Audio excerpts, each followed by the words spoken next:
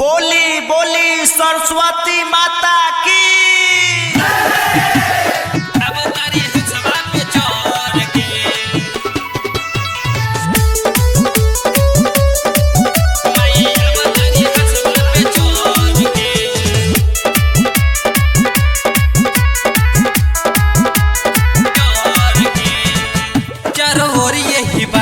किशोर भइल बा पूरा गौवा नगरिया विभोर भइल बा।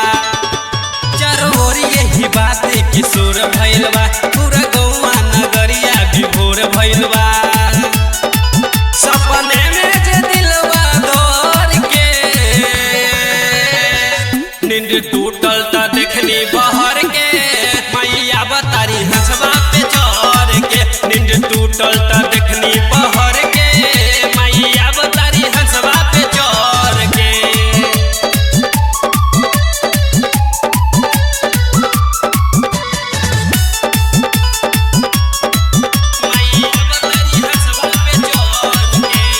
माई सरस्वती के महिमा महान बा आंचल के छाव में पलत जहान बा।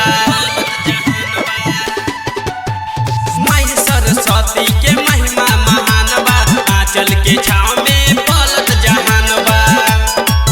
तनी फेर दिन अपन नजर के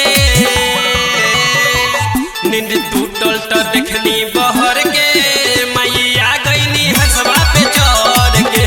नींद टूटल त देखनी बहर के मैया गईनी हंसवा पे चढ़ के।